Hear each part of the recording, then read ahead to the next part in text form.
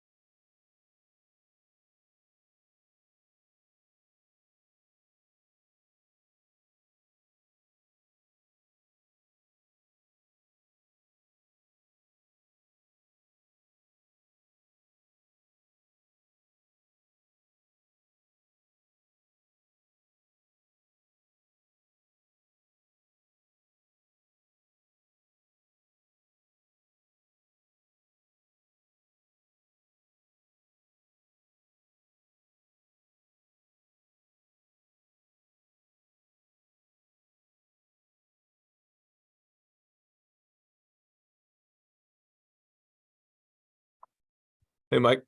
All righty, Coach. Thanks for joining us. We'll start lightning round out here with Tim May from Lettermen Row. Tim, go ahead and lead us off.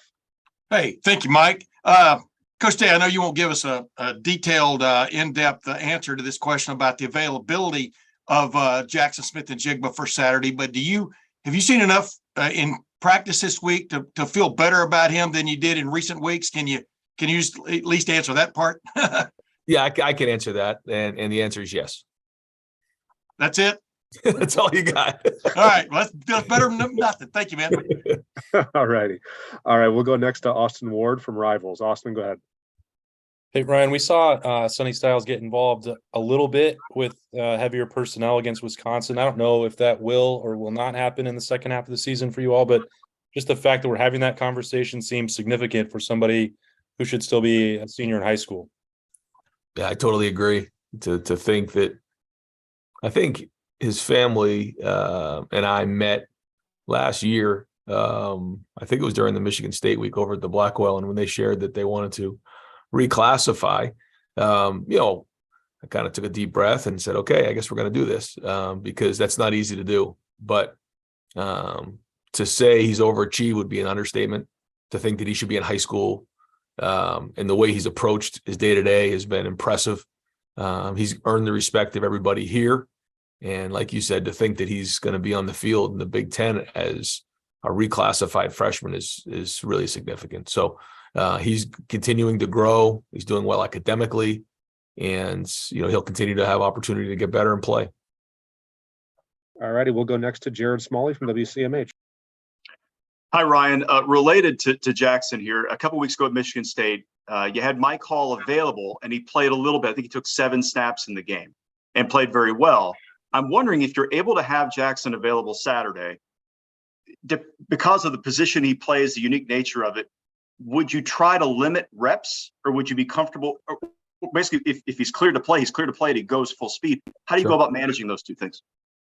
No, I think you bring up a good point. We try to, take a lot of the gray out of it and just say either they're available or they're not available to play. But I think to your point, whether they're available to play for an entire game or not, like for instance with Mike, that's different. So, those are the decisions that, that we continue to, for all of our guys look at and try to figure out how many plays is the right, number of plays for a guy, so you hear people talk about a pitch count and things like that. And so, we talk about those things all the time. And so that'll be the case for some guys, and not in particular to Jackson, but that is part of the discussions going into game for some players. All righty, we'll go next to Dan Hope from 11 Warriors. Ryan, Mayan coming off an injury, Travion getting banged up as well. Just how are those two guys doing? Are you expecting both of them to be available on Saturday? Yeah, we are. It's great to have both of those guys back. I think that the bye week really helped both of them, and looking to have a full strength running back core. All righty, next up, Bill Landis from Rivals. Hey Ryan, when it comes to play calling in the red zone, I know the ability to throw down there is important, but how important is just the willingness to do it down there and show defenses that even when you are in the shorter area of the field, you're still going to make them defend the entire width, and then I guess whatever yardage is there in terms of depth in the red zone too. Yeah, I think that's important because they can't, first off, it's hard enough as it is when they have the 12th defender back there, and they make, that 12th defender makes the game tough, and it just tightens everything down. And so, we have to use every inch of that red area. And what we can't do is, just play it in a smaller area. We got to spread them out. We got to use the field vertically and horizontally, and having that balance, keeps them honest. And I think you've seen us have success in both of those areas. But, and it's not easy. Playing in the red zone sometimes can be frustrating. And you just keep going, and you keep working against it, working against the defense. You get better at it. And then after a while, you feel more comfortable in those areas. But we're always looking to strike a balance, always trying to figure out what the right, a play on the 2-yard line is a lot different than a play on the 10-yard line. So it's very specific. And then, even last week we found ourselves 3rd down. I think we're on the 3-yard line, middle of the field. I felt like I had gone through like about every scenario almost possible in the red zone. And then all of a sudden the ball was 3rd and 3, middle of the field, into the 3-yard line. I'm like, I literally said to the guys on the headset, well, I haven't gone through this one in my head. We gotta figure this out real fast. And we did. And then guys, were able to, come up with the answer, and it was great. But, always trying to figure out what those situations are late in the game, early in the game, 2-point plays, 1st down, 2nd down, 3rd down, all those types of things. So a lot of those different scenarios can come up, and that's how you win and lose games. So we spend a huge amount of time in the red zone. All righty, we'll go next to Clay Hall from ABC6. Hey, Coach, you talked about the sacrifice on your radio show there and giving more in the last 6 games. How do you think the players could give more? Do you advise them? And how would Ryan Day sacrifice or give more in the last half of the season? No, I think you hit it right on the head. It's not just players, it's coaches, it's staff members, it's everybody. If we want to go reach our goals, what's going to make us different than everybody else in the country? And we have to be able to sacrifice things, and a lot of times that's time. That's, doing things that maybe, normal people do. We can't do that. You have to sacrifice a lot of things, sometimes for coaches, you got to sacrifice sleep early in the week. That's how it goes. You got to try to outwork people. You got to spend time. And I think that's important, but it's for everybody. And it's not just one thing across the board. Everybody kind of understands what do they need to sacrifice. Maybe it's video games. Maybe it's, I don't know what it might be, but I know for a fact, if we want to be, reach our goals, then we have to be different than everybody else. Right. All righty. We'll go next to Joey Kaufman from the Columbus Dispatch. Ryan, to follow up a little bit about the whatever workload Jackson would have whenever he does return, how does punt returning factor into that at all? Do you view that as a snapper receiver? Is it considered more intensive? Just how do you view his role at punt returning whenever he is able to return? Yeah, we consider that like a normal play. And it's good to get back there and get your legs underneath you again and get some confidence catching the ball. And nowadays with a lot of the rugby punting, a lot of it's fair catching, but no, we'll consider that like a normal offensive play. All righty. Next up, Stephen Means, Cleveland.com. Ryan, just to follow up on my call stuff. Mike didn't necessarily have a role at all last year. He was basically out of sight, out of mind. What did you see from him, whether it was in the spring or in fall camp, just this off season that kind of pushed him up into this role and been able to have the impact he's had in year 2 after basically doing nothing last year? You know, I was very impressed with him last year. Just the way he went about his business every day on the scout team, you know, and when he had an opportunity to work and practice. And even when he got into games, I was impressed with Mike. I love the way he competed. I love his energy. I loved his toughness. You know, he showed up almost every day, and he was out there grinding and getting better. And I think he's matured a lot in the last year. But he got stronger in the off season. He's very competitive. You know, he's a guy you want on your team. I'm just telling you. And you know, we're very fortunate to have Mike part of this program.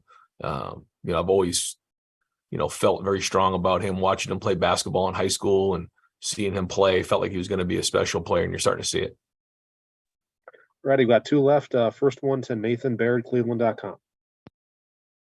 Hey, Ryan, we saw Core Williams with a pretty elaborate contraption on his arm yesterday after practice. Just curious if you guys expect to have him down the stretch this season, and if what it means when a captain who would presumably be, you could count on him for leadership things in a game, just can't get on the field the way he's been able to this year. Yeah. Yeah. I mean, when you have a you know, a captain who's not able to get on the field, you know, it's not great. The good thing for us is we have really good leadership on the team. So it hasn't been felt as much, but you know, there was all the coaches and certainly the players who elected him as captain have a lot of respect for Court. I could probably get you a more concrete answer to that on Court, long-term prognosis, but it is a long-term injury, and not sure exactly when he'll be back.